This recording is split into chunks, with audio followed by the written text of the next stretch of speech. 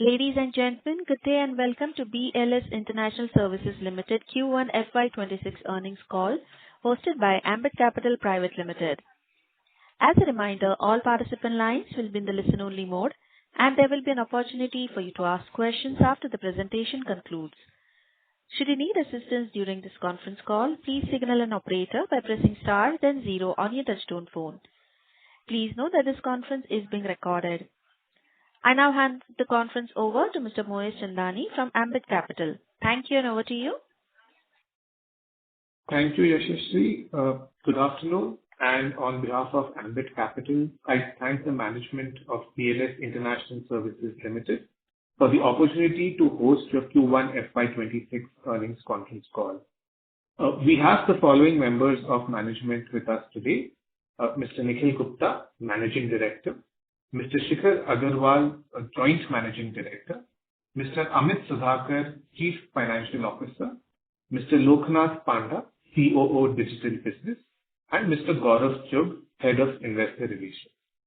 I will now hand over the call to Mr. Gaurav Chugh to walk us through the initial comments. Thank you all, and over to you, sir. Thank you, Moez. Good afternoon, everyone. Thank you for taking time out to join this call today.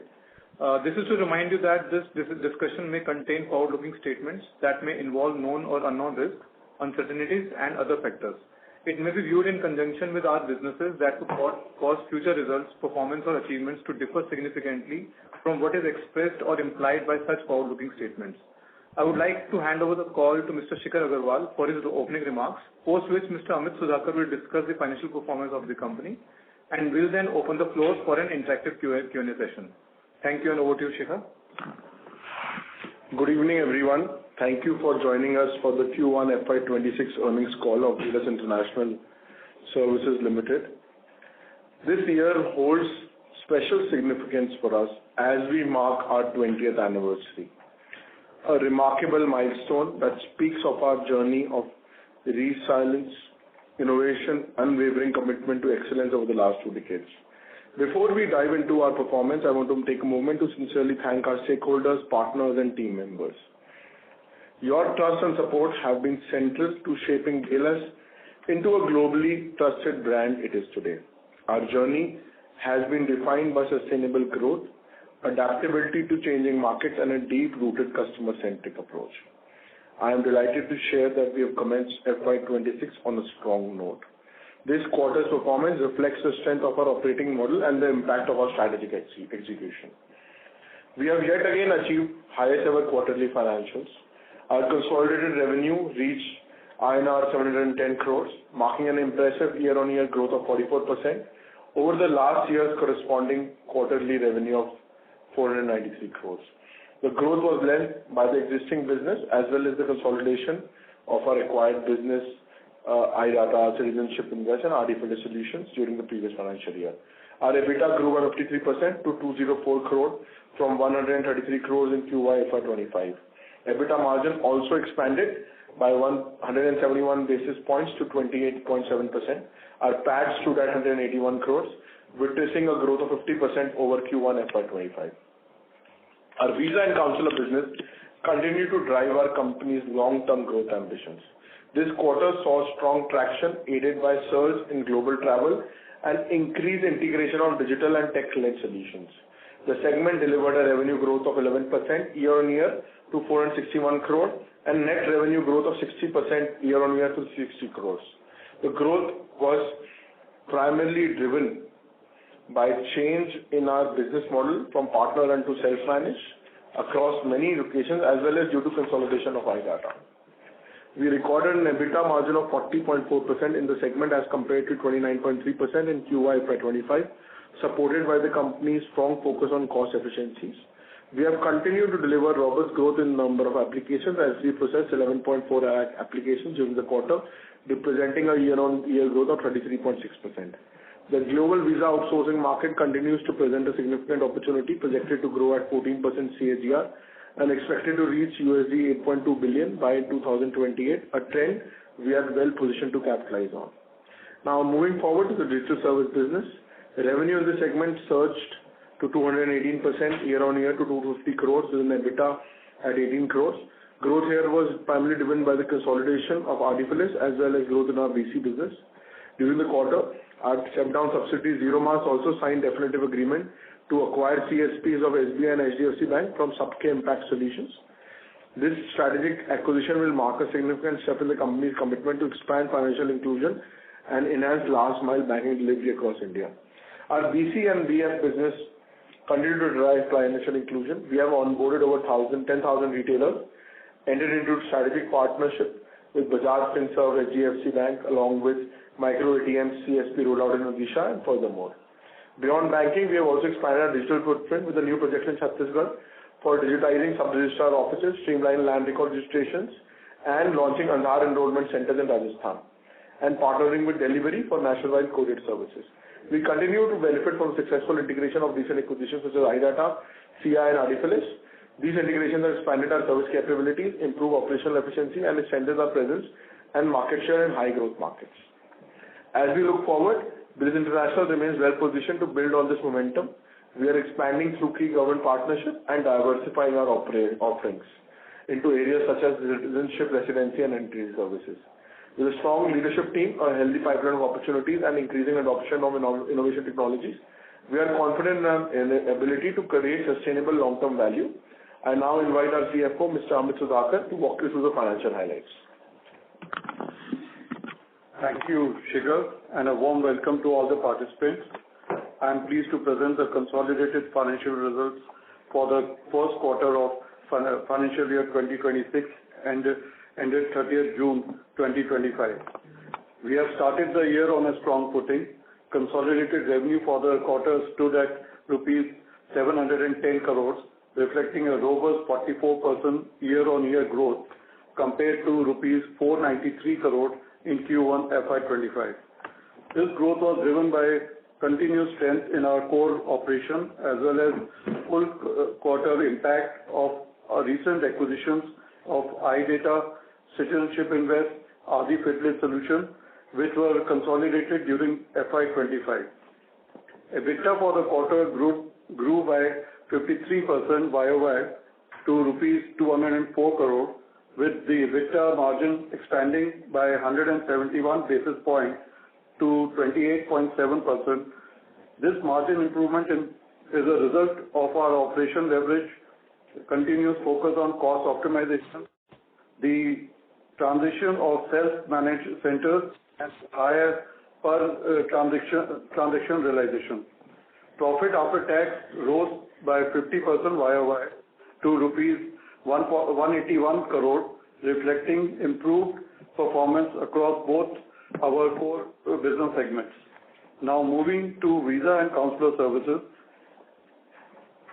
The Visa Consular segment continued to deliver strong results with revenue increased by 11% YOY to rupees 461 crore.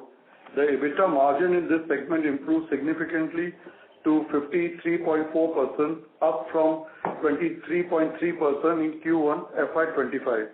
The strong performance was primarily driven by enhanced cost efficiencies, a higher proportion of self-managed centers, and consolidation of iData high-margin operations. Application volumes grew by 34%, reached 11,04,000, while net revenue per application grew by 19% YOY to rupees 3,167 per application. Digital segment recorded an exceptional growth with the revenue increased by 218% YOY to rupees 250 crores, largely due to integration of our RDFLS Solution Private Limited from November 2024. EBITDA in the digital business rose by 54% YOY to rupees 18 crores, highlighting the growing momentum of our digital service portfolio and the operational progress made during the quarter. Balance sheet and outlook. Our balance sheet remained quite strong. Despite investment over 1,000 crore in various strategic acquisitions during the previous financial year, we continue to maintain a net cash position of 1,126 crores as on 30th June 2025, compared to 928 crores of net cash as on 31st March 2025. Our Q1 performance reflects the disciplined execution of our growth strategy with a clear focus on scalability, margin expansion, and diversification across geographic and service lines. We remain confident in our trajectory and committed to deliver sustained value to all our stakeholders. With that, now I invite the moderator to open the floor for questions. Thank you. Thank you very much. We will now begin the question and answer session. Anyone who wishes to ask a question may press star and one on their touchtone telephone. If you wish to remove yourself from the question queue, you may press star and two. Participants are requested to use handsets while asking a question. Ladies and gentlemen, we will wait for a moment while the question queue assembles. We'll take our first question from the line of Arpit Shah from Stallion Asset. Please go ahead. Yeah, I just wanted to congratulate the management for this quarter's performance. 40% EBITDA margins in a quarter where it was faced with a lot of macro headwinds. And you've almost done, like, this quarter's EBITDA is almost equivalent to FY23 full year EBITDA. So just glad to see such kind of execution, such kind of progress in terms of execution that the management has shown us.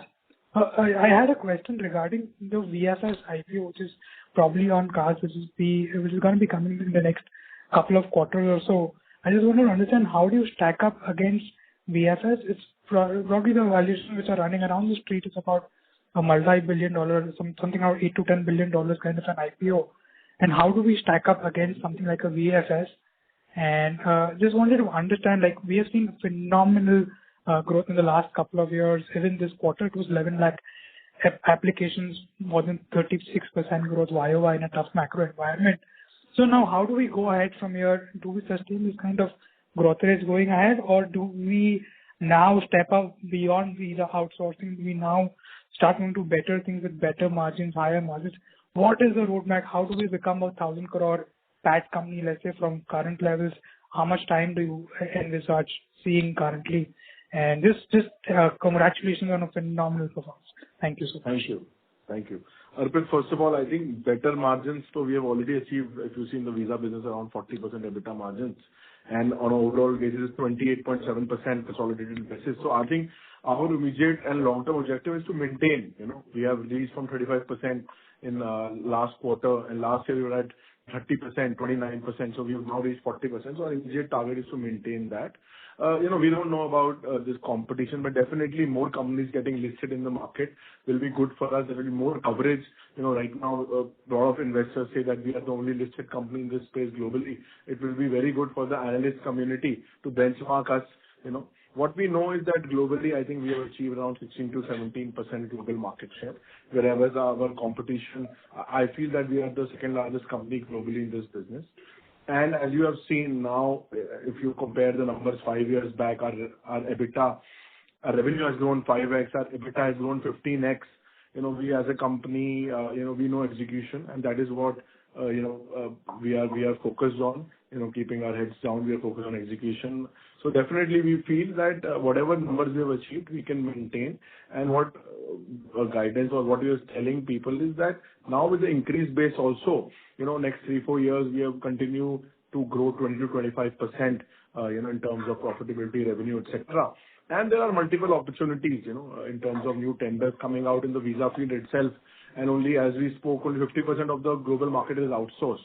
So right now in the outsourced market, only there are multiple tenders that are coming out. Some we have won, some we have deployed, some are different stages.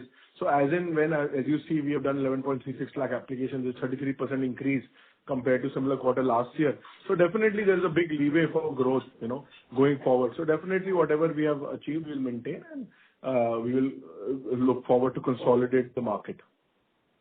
Got it.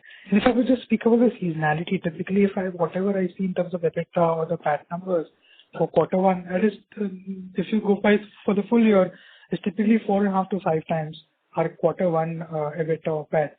Should we see a similar kind of seasonality going ahead even for this year, or you think the seasonalities have changed post the acquisition and where you have different kinds of countries now participating, but it tweaks the seasonality, or you think that the run rate that we used to see from quarter one to let's say the full year, that number still maintains even this year? See, post-COVID, a lot of things have changed. Trend has changed.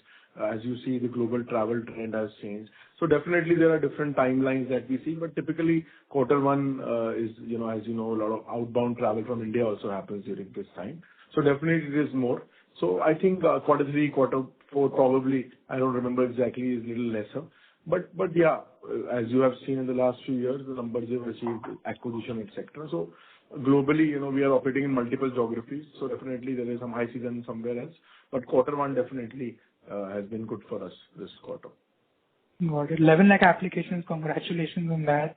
We have seen a new high on number of applications. I thought we'll saturate around 1 million a quarter, but I think we just surpassed that by another 1 lakh applications. So congratulations for that. Thank you so much. Thank you. Thank you. We'll take our next questions from the line of Ravi Naredi from Naredi Investment. Please go ahead. Thank you very much to give me opportunity. Sir, what is our plan to use 1,100 cash immediately? Any acquisition on card or any new contract you find with any country which you like to tell today?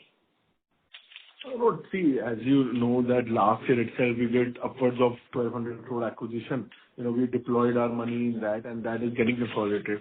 Now, if you see this again, this is a cash flowing company. We are 1,100 crore plus net cash position. So definitely we're looking at different opportunities. Right now we're consolidating our previous opportunities, acquisitions. So as and when something gets materialized, we'll definitely let you know. But immediately no such acquisition on card, right? See, we have a M&A team that keeps on looking. Okay. As and when something gets finalized, we'll definitely tell you. Okay. Sir, you acquire 100% stake in Citizenship Invest, which offer leading player in residency and citizenship. In actual, what is business model of that company? I think we have already explained this multiple times in the past also, in the last quarter results also, but I can tell you again that this is a company that is into long-term visas. We are currently into short-term and business visas. This company facilitates residency and, passports for different countries around the world. Okay. And now you see more growth in digital service business or visa services we see in next some quarters. I did not understand your question. From where we got more growth in digital service or visa service? No, you have seen the numbers that on a console level, a revenue basis, we did 200% plus growth on the digital service business. But EBITDA, if you see combined, we did 55% growth in EBITDA. So both the business we have seen green growth. Okay. And any more margin expansion? I request to join. Okay, ma'am. Thank you. We'll take our next question from the line of Vansh Solanki from RSPN Ventures. Please go ahead. Hello, sir. I am audible? Yes, please go ahead. Okay. My questions are on a margin side. If we see the margins of the visa and consular segment and digital services segment separately on a QOQ basis, then visa services are around 500 bips plus margin. So I want to understand that in Q1 does management converted more partnership model into self-owned model during the Q1, and also digital services, the margin, EBITDA margin is declined. Even ASPL is still a lower margin subsidiary, but it has full impact on quarter 4. So why the margin is declined in Q1? So you are correct. In the visa business, we have converted few more businesses where the partnership model was changed to self-managed business, which helped us in improvement of EBITDA margin.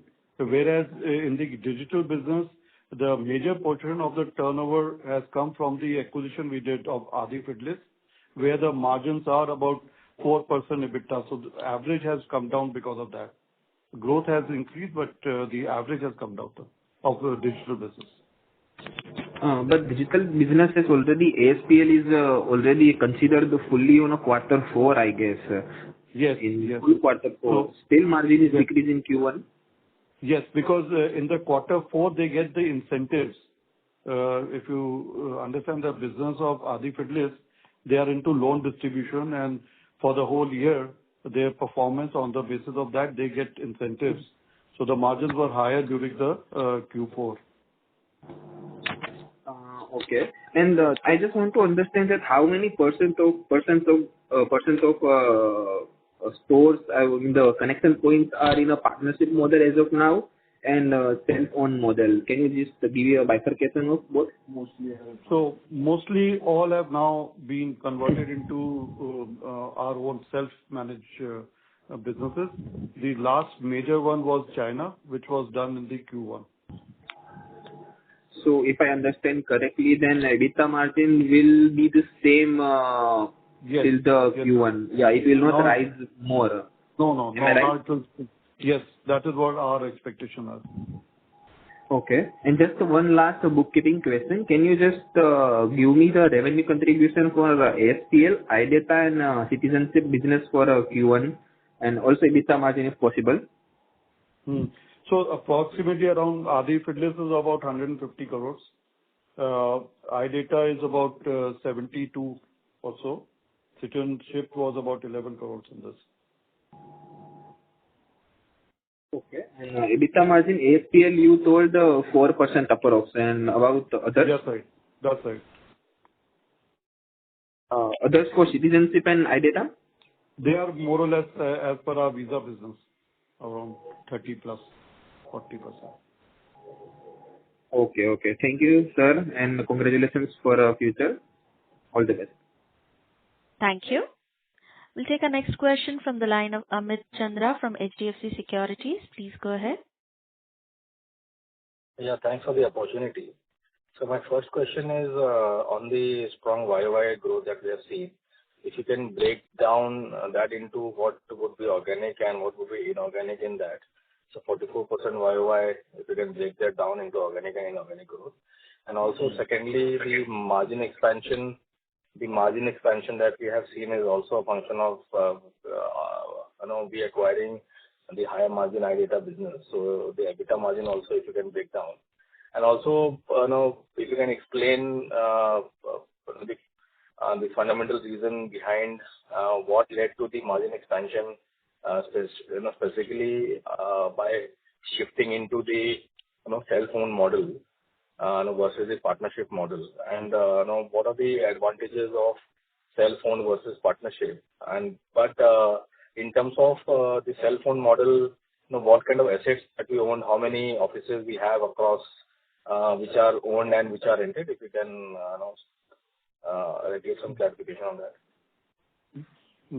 So, Amit, if you see from YOY basis, quarter to quarter, Q1 versus Q1, the growth from new acquisitions have been in revenue about 35%, which has contributed, and that has also contributed to about 30% in our EBITDA margins, PBT, if you look at that. And as you said, the advantage of moving from partnership to self-manage, the biggest advantage on the same was the margin which was kept by the partner has now been coming in our own books.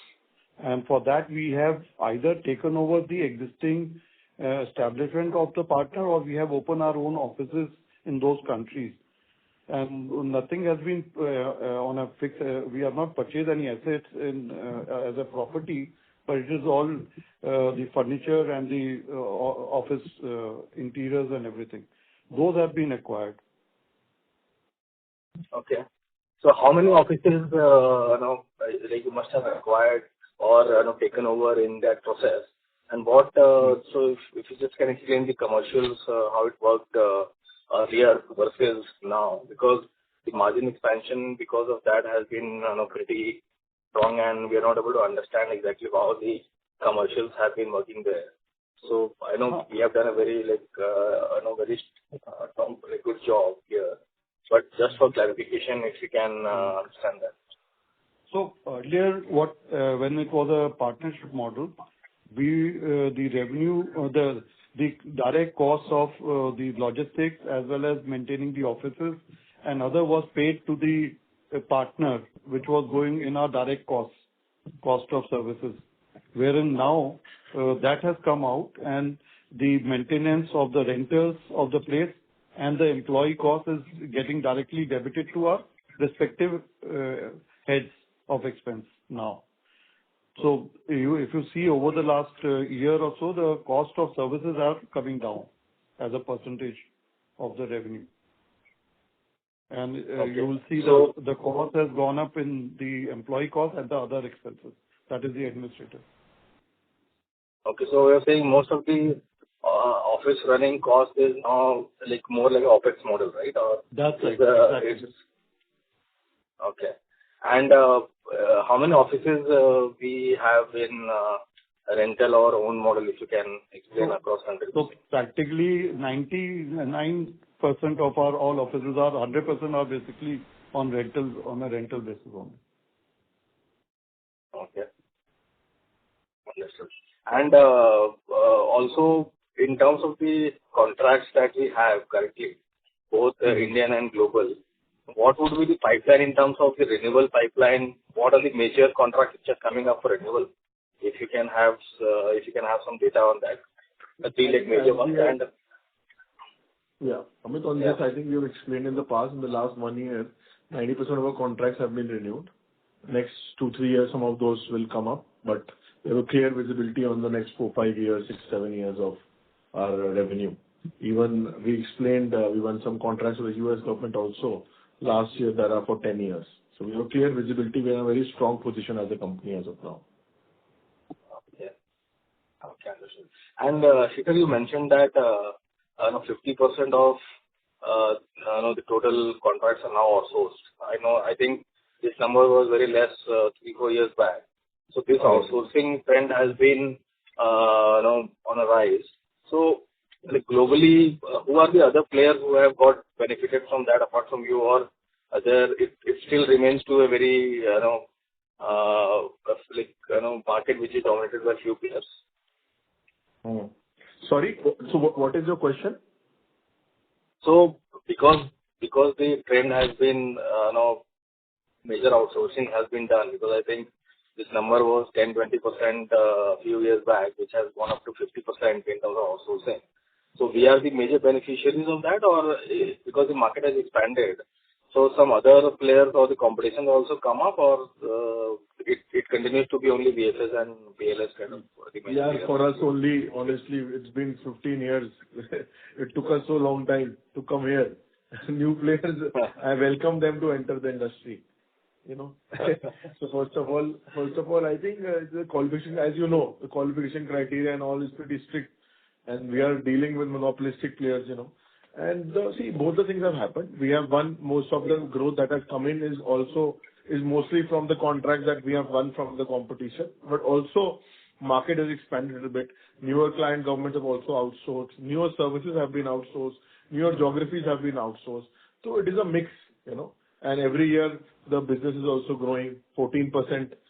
As you know, year on year, there is a CAGR growth in terms of travel. So a lot of factors have led to this growth where we are at. As I've explained you, we are working on 10 different factors at any given point of time to achieve growth and profitability of the company. Yeah.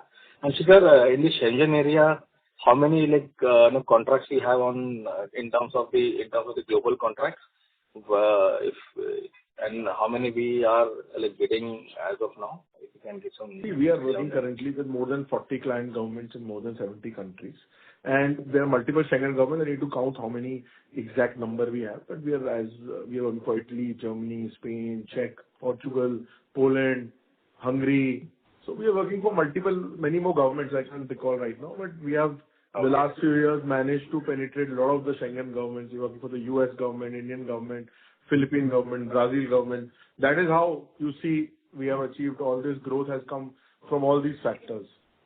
So, and next few years, many countries are coming out with their tenders. New governments are coming out with contracts.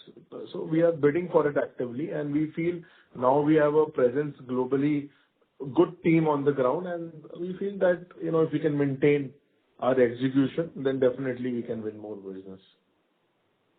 Okay. And no, Amit, one I last request you question to from my join back side. the queue, please, as we have other participants waiting for their turn. I have just one last question, if you can ask that, and then I will be back. Can you join back the queue, please? Thank you. We'll take our next question from the line of Gopala Krishnan from Uttanush Investments. Please go ahead. Yeah, thanks for the opportunity, and congratulations to the entire BLS team for the stellar performance. Really, really happy. Now, I just have one question regarding this profit growth versus sales growth. It has been a phenomenal run for the company. For example, trailing 12 months, your sales growth is 35% and profit growth is 58%.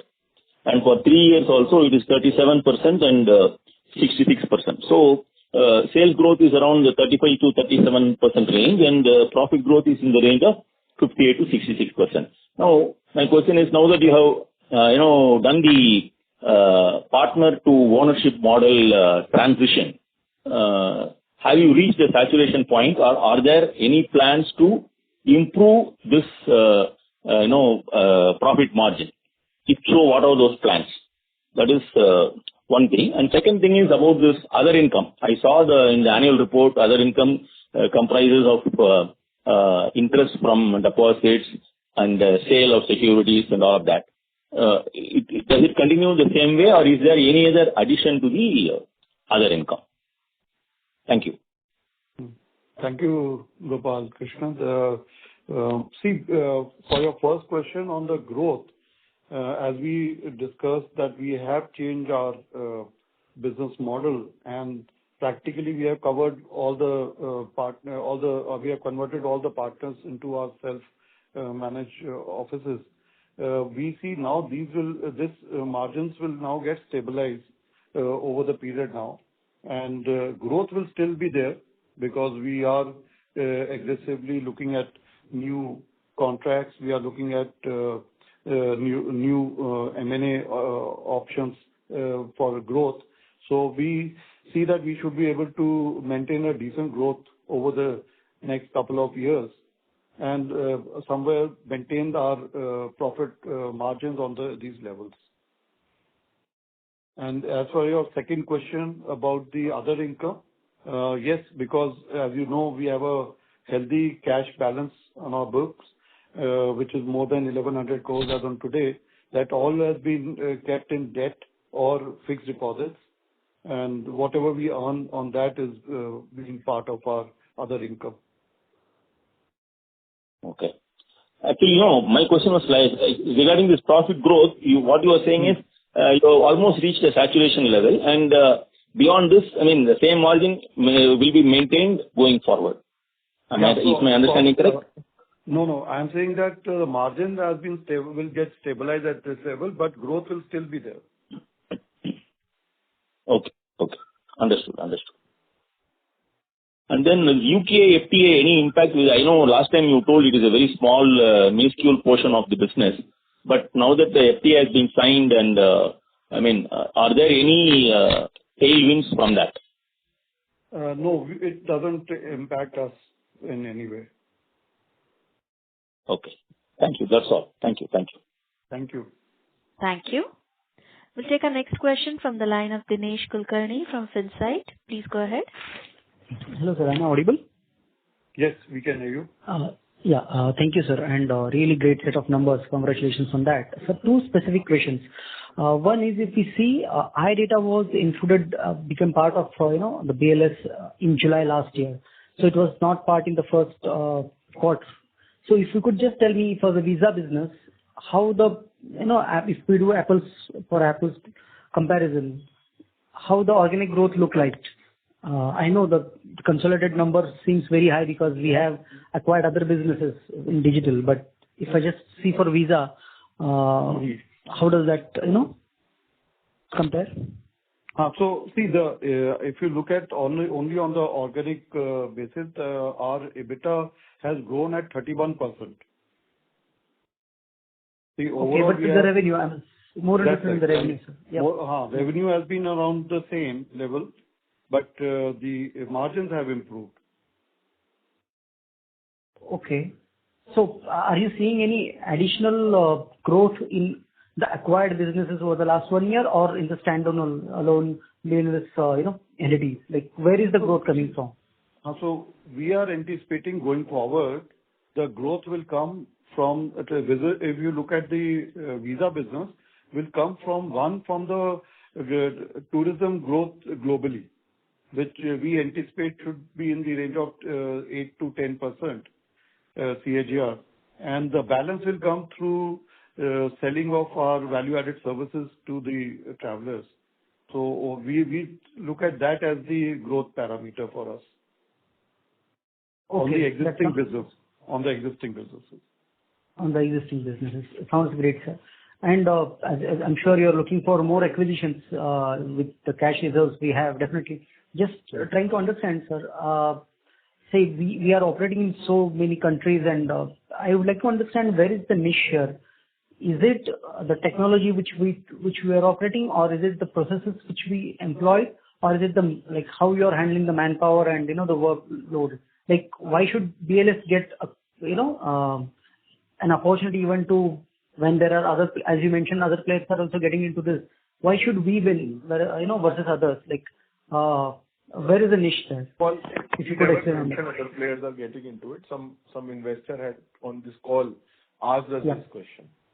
So as I have said, there are 3 people are qualified for this bid, and obviously, technology is something. We are an Indian company. That is something that which we have an edge on globally, and the delivery that we are doing globally. So that is the reason. Yeah, but so as a client, what is the first preference? Is it? I'm sure an Indian tech company may not be the only preference they would have, right? You understand what my question is? It's in terms of why should you win versus others? Or is it okay, anyone sets up another technology company and gives this kind of services, how fair chances they will also have? See, we are in this industry for last 15, 20 years. So our experience, our delivery, our reference from client governments, our platform that we are doing, the multiple factors. Not one. Okay. Sounds good. And it seems you're winning great, and hope you're going to do so. Thank you very much. Thank you so much, sir. Yeah. Thank you. We'll take our next question from the line of Vivek Gautam from GS Investment. Please go ahead. Yeah, congratulations, sir, on consistent good performance. My question is a case of peak margin for our company, especially in view of the fact that many nations have become very sort of xenophobic and not encouraging the tourism, or not tourism, but the migration to their countries for jobs, and for student visa also becoming difficult.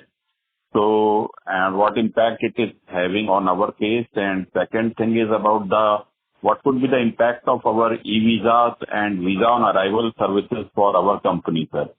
And last question is about how do we stand with VFS and our differentiator. They are the bigger player and sort of better image they have on the social media also, sir. Thank you. So as you said, there's countries are getting stricter in their processing. On the other hand, they are talking about e-visas. So there's a contradiction on both sides. The countries who are looking are strict. Their visa rules are the one where we work on, and they are controlling. Today we have a bottleneck more on the number of applications which embassies can process. And once their bottleneck, they debottle their processing, our volumes will by default continue going up only.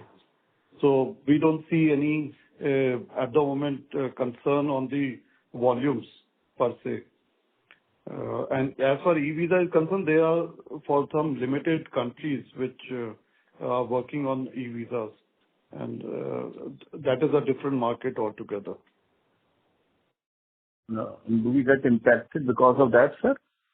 Not really, because if you look at the developed nations and developing nations, they are still goes through the proper process of scrutinizing the visa applications and then providing the visas. The question about the comparison with our major competition and the social media presence which is there for us.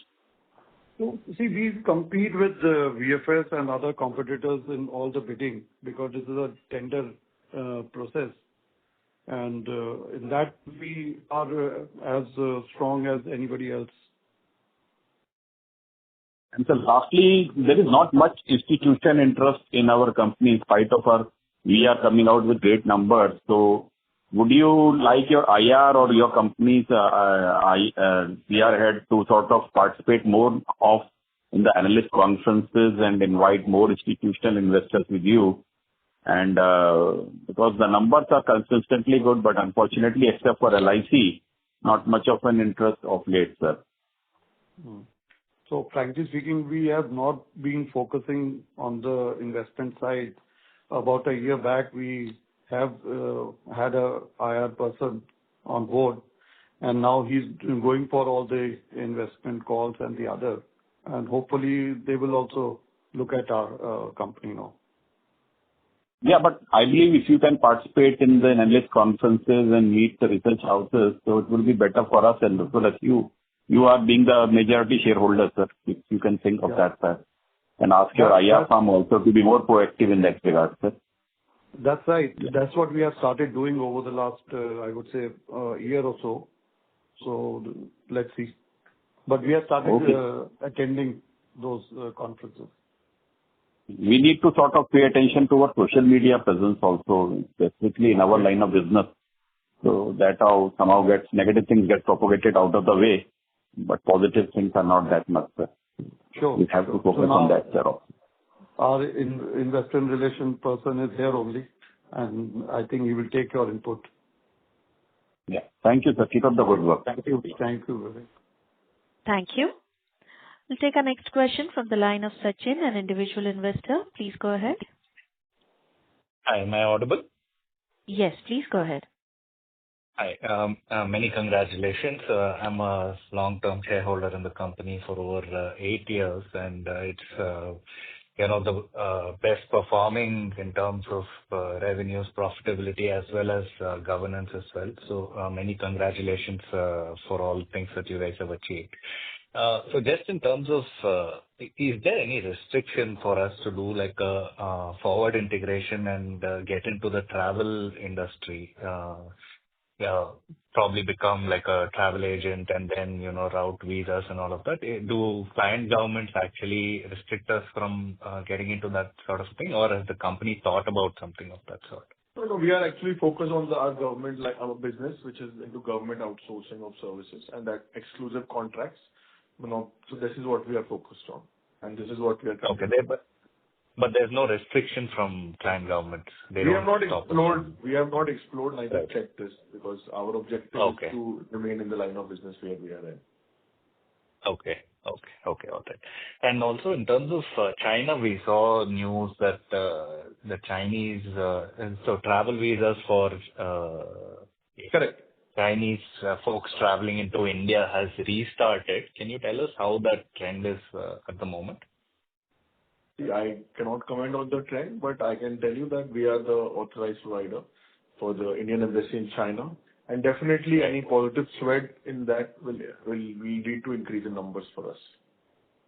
Right. Okay. And one last question is on the dividend policy. So we're seeing the profits go up, but I'm not sure if investors know about the dividend policy. Can you tell us? Last time I asked this question, you said the board generally takes an appropriate decision. But is there like a percentage or something that is set aside for shareholders? I think just right on that. First of all, we are utilizing, as you know, we've done 1,200 crore worth of acquisitions last year. Right. And also from the day company got listed, we have been paying dividend. Our policy is already there on the website as well, which is 30% of the profits up to that we are paying as dividend.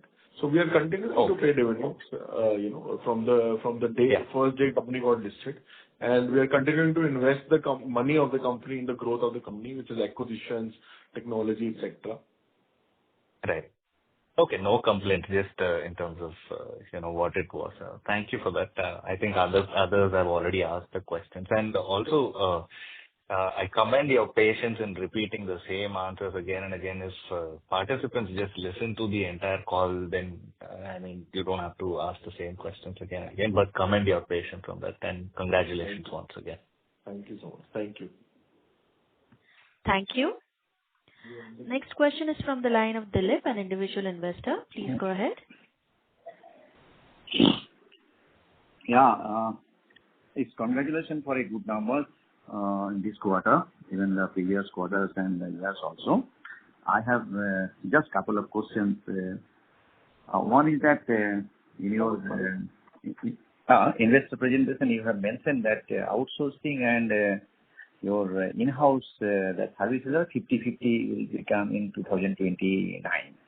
Right. Now, is there a chance that 50 will become, in-house will become, say, 30-10, or maybe finally they would not like to do it because the cost for the government is increasing, much more than that is one question. And second question that I don't find, whether you have a presence in France, because that is a destination where all inbound traffic is very high for that country. So I just was a query whether you also have a presence there and do those kind of offer those kind of services. Well, definitely, if you see from the last few years, outsourcing has increased. Before there was zero outsourcing. Now it has come up to 50% level, and definitely going forward, outsourcing will be more. Regarding different countries, including the name that you mentioned, we are continuing to try bid for contracts globally, and as and when we win contracts with different governments, we'll let you know. And the last question is that you have a share of about 10% as volume. So probably when that 50 gets reduced further, then I can presume that your share will automatically increase. Definitely, if the outsourcing market increases, we will also get better share in the outsourcing. Or can I presume that you are taking effort to increase from 10% to further 12, 13, 15, whatever it is? Whoever is your nearest competitor or whoever is globally.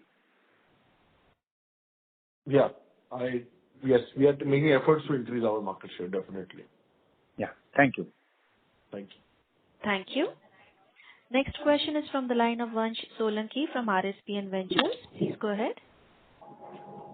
Hello, sir. Just a follow-up question that 11.4 million applications are on a console basis, but you just mentioned in the call that citizenship are long-term visas, like standalone visas, short-term visas. So can you just give the bifurcation of the both, that how is the standalone and how much is from the most citizenship? 99% of the applications are from tourist and business visas. The citizenship invest volume is very less and revenue is very high. There's a very different category of applications. So out of this 11.9 lakh, 99% is of the core business, which is short-term and long-term business visas. Okay. Thank you, sir. That's from my side. Thank you. Thank you so much. Thank you. Ladies and gentlemen, due to time constraints, that was the last speaker shareholder for today. I now hand the conference over to management for closing comments. Over to you, sir. Thank you all for joining our earnings call for Q1FY26. Thank you so much. Have a good day. Thank you. On behalf of Ambit Capital, that concludes this conference. Thank you for joining us, and you may now disconnect your lines.